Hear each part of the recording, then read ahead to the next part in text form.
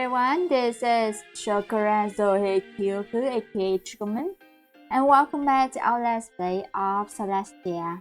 In the last episode, we have been on a nice little date with Solis, and we found some cute things about him, and he learned more about himself and about human world. And next we have a matchmaking from his friend, the prince. But we got a matchmaking. Someone, a friend of Solis, gave their gift for him to us, and then we talked. And then we saw Solis' new hairstyle, which is very fuzzy, looking really nice, and there was a lot of hair, like a lot of hair. Oh, we will continue on this story and see what will happen next. So the last time it was a heartfelt conversation between the both of them. I would say, what can you do about it, or can I help you along? I go for the second choice. Can I help you along? Only if you so desire. I do, and here's what I think, if I may be candid. Please do share your thoughts. I think you put too much weight in your self-worth until past you cannot recall. Solis looks at me with bewilderment. Is such a thing so terrible? Rather than terrible or not terrible, I believe that we have already proven ourselves worthy of all positions, just on the merit of doing the work we are doing to care for our world now. I see. The work of the sun suits you. I can tell you care about what you do, and I think that in most respects, you are generous and kind to those around you. I would like to get to know you more, but I want you to know that you don't need a grand backstory to prove yourself worthy of all what you have, and neither do I. You have already shown your worth to everyone but yourself. The sun's work truly does belong to you, and I would like you to see that as well. Solis smiles brightly. And you insist I am the generous one? A little shiver courses through me, prompting a look of concern from Solis. Are you cold? I can warm the room if you need me to. I would hate for you to get cold and... I'm fine, Lord Solis. I suddenly feel incredibly flustered by the situation. He'll get jittery if I sit on his bed, but he can fret over me so easily without embarrassment. I don't understand him at all. In any case, it's been refreshing to consider such things. I would like to think that the humans under our care are all equals, but it will take an adjustment on my part. May I ask you to bear with me in the meantime? I will try my best. He smiles at me brightly.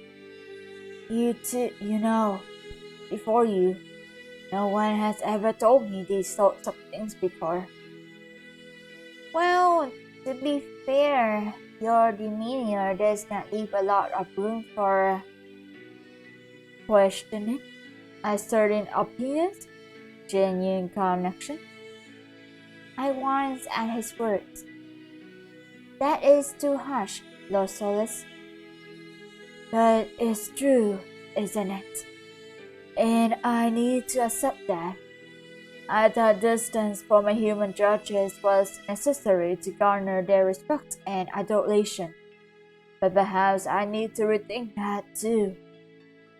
There has always been a wall surrounding me, one that keeps me above and distant from others. Do you want to break it down? I am afraid to say that I do, but I will. I simply do not know where to begin. With you, I feel like revelations are being given out like sunrays. I wish I knew what to do with myself. How about a promise? Do you? No, to yourself. You don't have to share it with me, but promise yourself something related to those revelations. Something relating to wanting to change, if that's truly your goal. I see. It can be anything. He sounds deeply unsure of himself, and I admit there's something unsettling about that. I don't want Solis to lose his confidence. I just want him to be the kind of person who cares for his words as I do. I squeeze his hand on impulse, and to my relief, Lord Solis does not pull away. In fact, he laces his fingers with mine and closes his eyes. The room is silent for a few moments as his lips move in silence. Finally, he speaks. I'm done. Thank you. Now, are you going to do the same thing? I blink in surprise. I wasn't, but it's not a bad idea. I suppose I can. I shut my eyes. What change do I wish for? I wish to find someone who I feel safe speaking my mind to as my celestial partner, someone I can rely on, someone who can also rely on me, someone that I truly care about. I opened my eyes and almost looked away. Solis looked so serious, like he had something to say. I'm not sure I'm ready to hear it. I can't help but wonder if our thoughts were similar. I suppose we'll never find out. Maybe one day we can tell each other. Perhaps. And if I may be so poor as to say such, I can't help but think. His golden eyes stare in my cool gaze, making me feel almost shy. I barely managed not to look away. Perhaps we suit each other much more than expectation might suggest. Oh, I suppose you're right. I gently let go of Solis' hands as I stand, remaining calm while trying to hold on to my true demeanor. What am I thinking right now? Nothing good, that's for sure. We barely know each other, yet his words fluster me beyond measure. I turn to him, trying to keep a calm face. See you next time. I'm looking forward to it. And with that, I turn and walk out of his room. The moment I'm out of sight, I allow myself to lose some of my composure, but even that is short-lived when my heart squeezes in my chest each time I think of him. I murmur under my breath. Perhaps when I get to know him more, this strangeness will fade for good. The lie tastes good, but even I cannot believe it to be true. I find myself in a dream, my eyes closed as I drift through space. In my thoughts, I am happy. Scared, but happy. Unsure, but happy. Nervous, but happy. The gentle light of the moon suits me, but that quickly becomes brighter. It's brighter than it should be, and I welcome the light in a way I never expect my dream self to. This light is beautiful, isn't it? It is. Would you like more? I would. Go ahead then. Take what you wish. This, my dear, is what we call tea. I reach out only to see absolutely nothing in my wraps. A dream. How strange. With a sigh, I decide to explore the castle ground. I can afford to wander a bit. Though I know my wandering will only make me end up in one of two places. The only question is, which one? I want to reach out to Belle for advice before I inevitably bump into Solis, but the universe has other plans. Other plans being me bumping into Lord Solis first anyway. He really does stand out, even in the dead of night. Yeah, Grease. Oh, his hair is back now. Back to normal. Still very fluffy and a lot, but it's timber. Ah, hello. My voice comes out too loud and strange in all the wrong ways. But Solis doesn't seem to mind. The combination of his presence and the natural glow he emits threatens to make me squint at his brilliance. I'm glad to talk with you more. About what? Well, if there's one thing I've learned, Luna, is that your opinion is something of value. I also would like to discuss aspects of being a celestial that I could potentially assist you with. My heart sings. These are good, practical reasons, but they aren't the ones I wanted to hear. Besides, I happen to enjoy your company more than you could imagine. I would like to have the privilege of keeping you by my side on this night, if that's alright with you. Oh. Solis looks at me in what can only be concern. Is that a no? I shake my head. It's a yes. Surprised, but definite yes.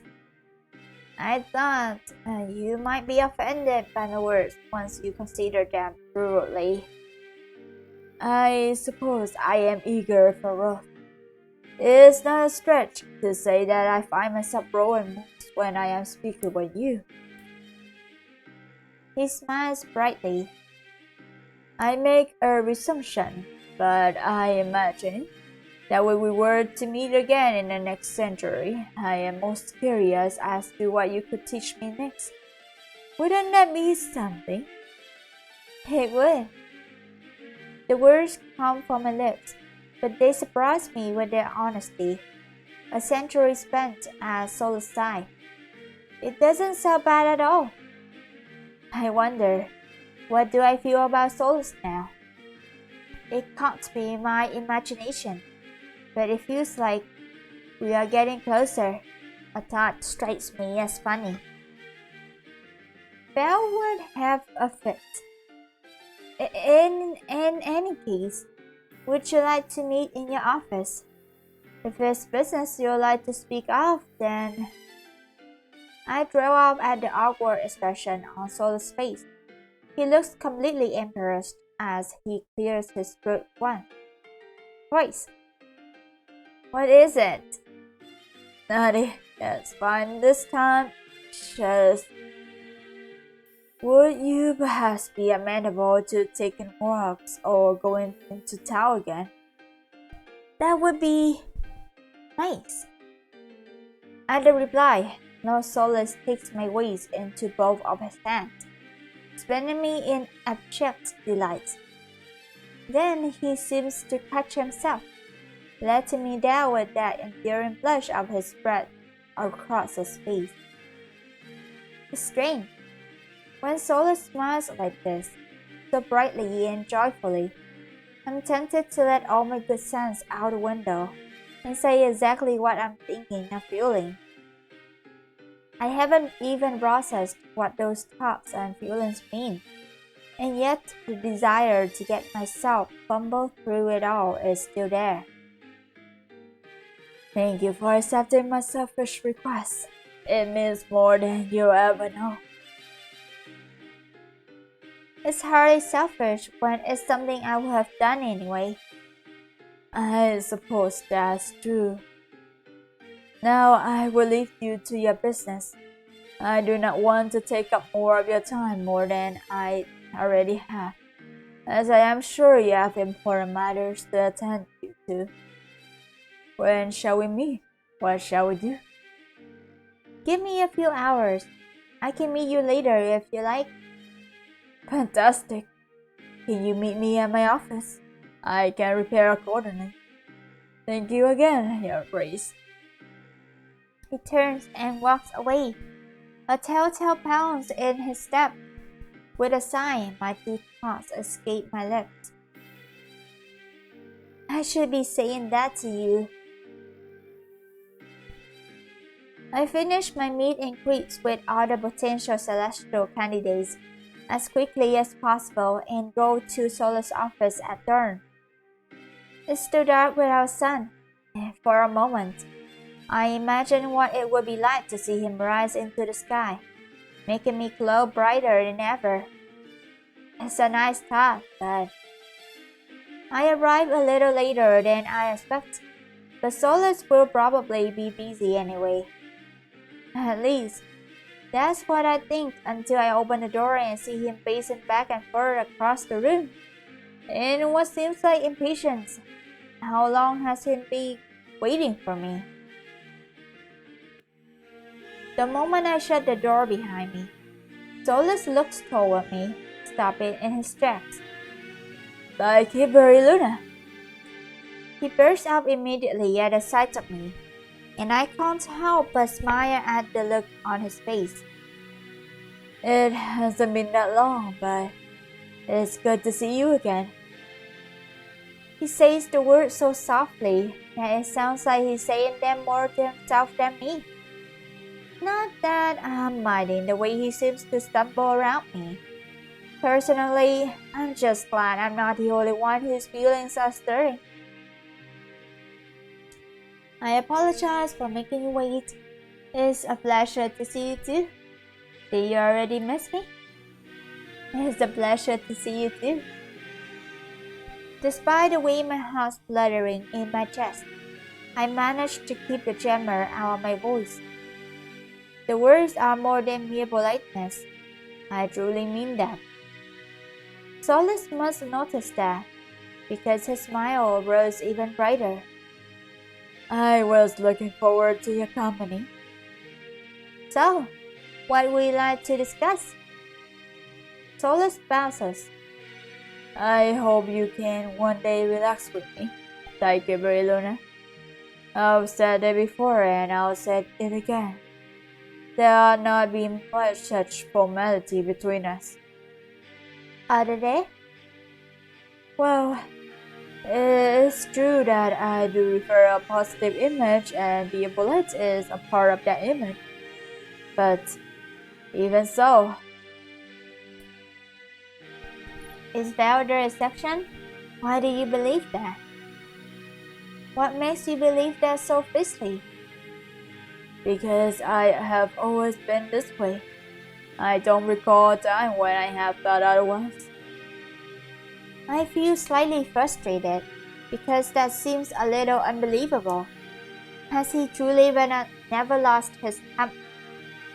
Oh, well, he more than just left, but I doubt he appreciated if I brought it up. I have a feeling you're remembering the time I was very much improper.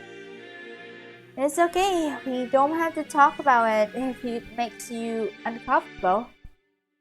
Alright then, let's get started, shall we? Lord Solis stands up and outstretches his hand. Lord Solis?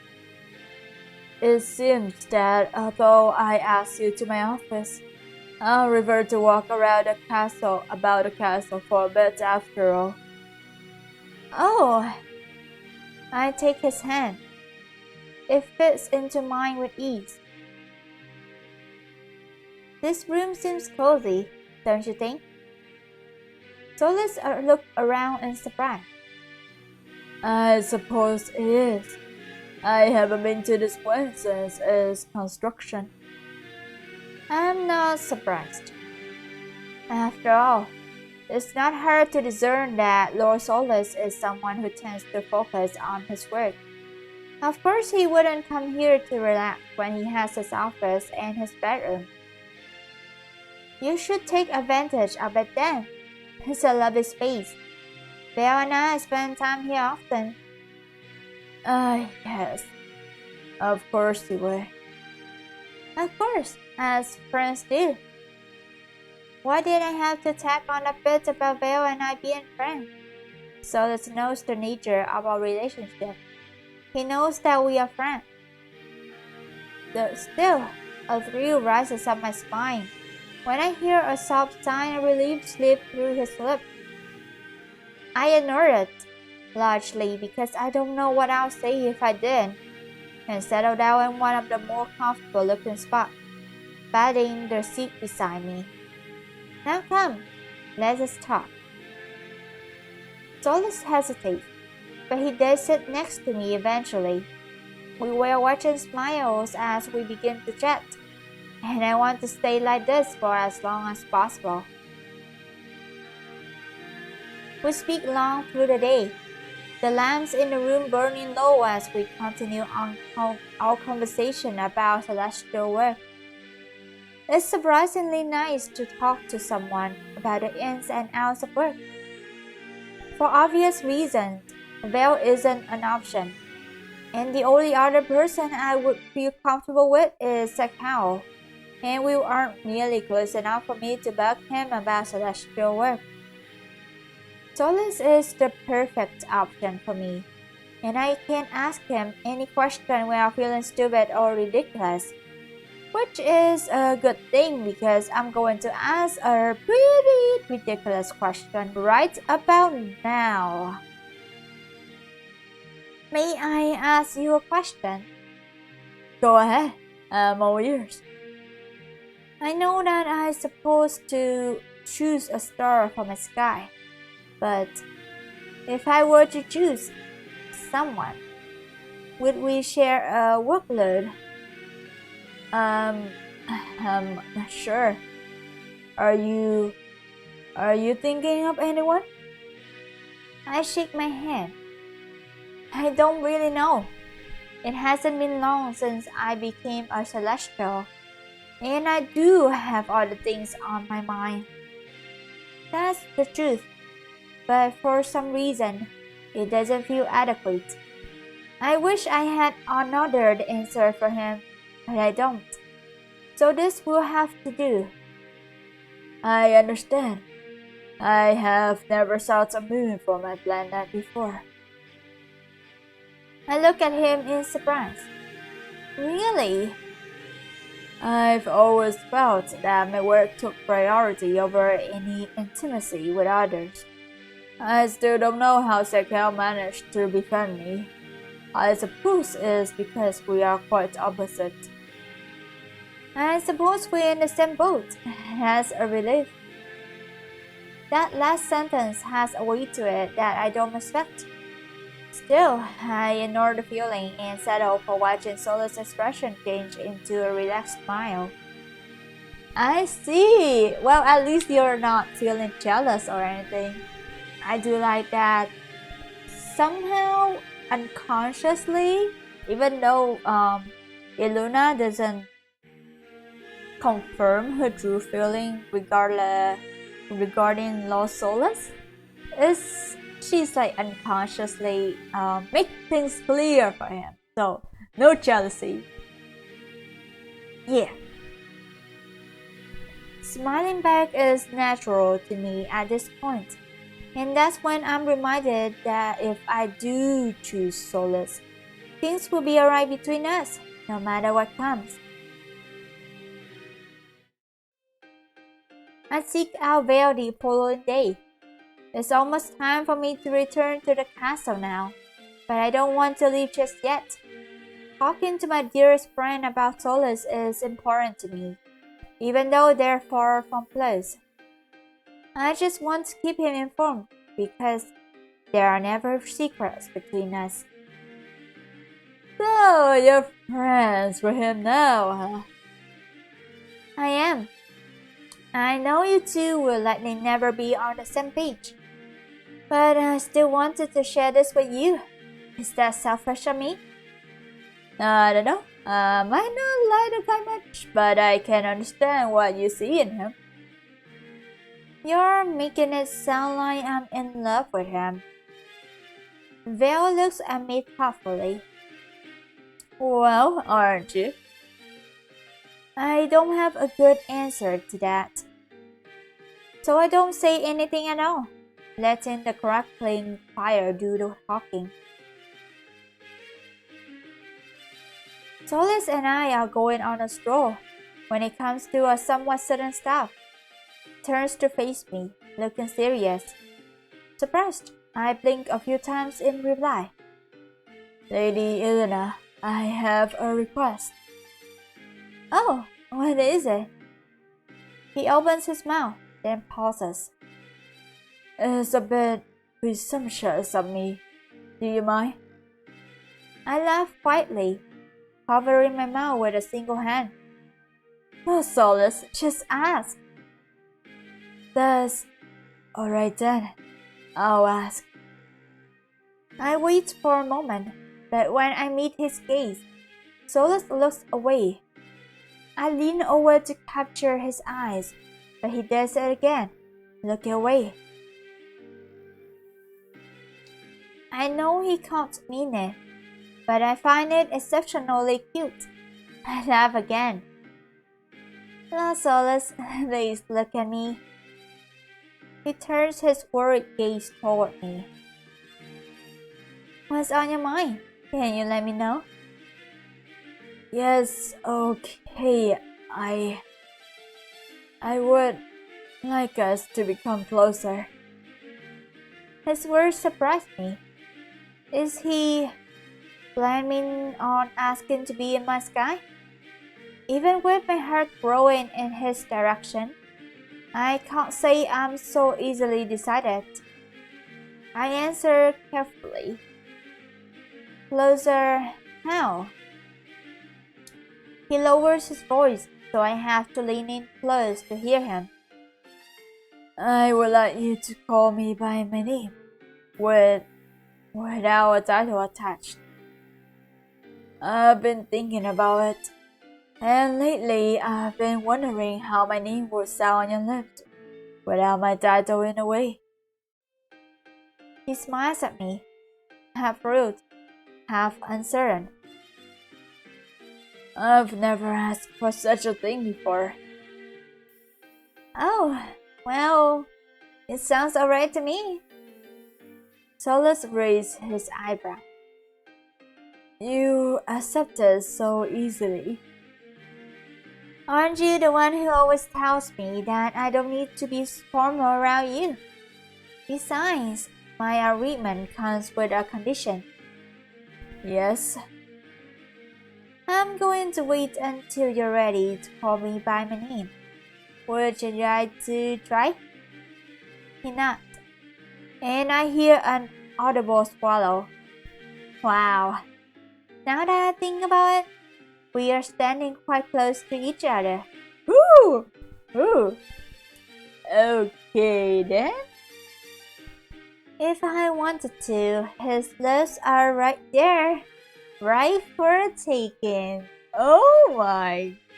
Oh dear. Right for a taking, huh? Right for the taking. The thought surprised me, embarrassingly and as exhilarating at the same time. Alright, I'll try.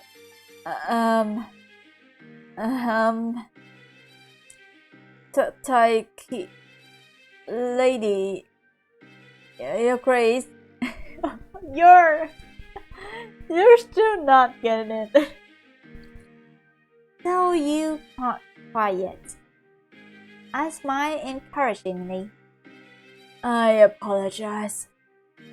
There's no need. We can both take our time. Alright? Alright. Shall we continue to walk and chat for a while? Outside, perhaps. I want to. Why? Various words come to mind. Well, aren't you? I dismiss them. That's enough of that now. Yes, I would like that very much. He extends his arm and I take it. As I walk back to my bedroom, I see Brent's Zouheikyoku leaning against one of the larger trees in the vicinity, a book in his hand. Hello, matchmaker. I've been meaning to talk to him for a while, so I approach Zouheikyoku with as much gusto as I can muster, which honestly isn't much, considering how nervous I am. As mysterious as Zouheikyoku is, he is a celestial that attracts my curiosity, even if I do have no idea how to start up a conversation with him. Approaching him is a good start. In fact, it's the only start. I don't get anywhere from being shy. Prince Zouheikyoku. Zouheikyoku looks up from his book, giving me a faint, friendly smile. Zouheikyoku Ilona, it's nice to see you here. Okay, I'm not sure if I'm doing his voice right. I've been meaning to talk to you. Oh? He dark earmarks his book, then folds it into his cape. Listening? Is this right? Listening. What do you want to know about Solis? Oh, straight to the point, huh? Straight to the point. He knows we want to ask about that. Oof. Right on the nose. Was it that obvious? You two are fond of each other, correct? Yes, so it seemed. I looked away, as if that helped my case of reason to ask such questions, but it clearly does not judging by Zouheikyoku's intent gaze. This is not a bad intensity, but the weight of his gaze is still startling to me. Would you like to be something else? As in more than friends? More than friends. More than that, isn't it just a different sort of friend? I'm not sure. I understand what you mean. Oh, am I speaking in riddles? I think you are. Then it seems you have to puzzle out such potential realizations on your own. I blink, my eyelashes fluttering awkwardly. Potential realizations. I'm honestly still undecided on what I want me and Solis to become. It's true that Solis is rubbing off on me, that I'm getting more confident every day. However, even if I wanted him to be by my side, would he want to be there? He seems to like me, but even so, does wanting to be called by his name mean that he wants to be in my sky? Don't overthink it. He pauses thoughtfully. Don't underthink it either. Should I choose Solis? If I may be frank, I believe you already have the answer. Oh, he might be right about that. Solis and I rest in the library, neither of us speaking. May I ask you a question, Zouheikyoku? You may, but you don't need to ask permission every time. I know that, but... He hesitates. I'm not sure that his polite veneer will ever wear off with the way he speaks to me. I understand. I'll leave you to it then. It seems lately I have trouble with giving up my manners. He chuckles cheerily. If I didn't know better, I would say you were determined to strip them away. And this should be a great time to pause for this breakthrough, as we have the choices to answer to his question. And the next time will be another time. That should be all for the playthrough of Celestia. Thank you all for watching, and I'll see you on the next episode. I wonder what will happen next. What we will be talking about, how we will get closer with Lord Solis as they talk to each other more. Lord Solis and Illuminati.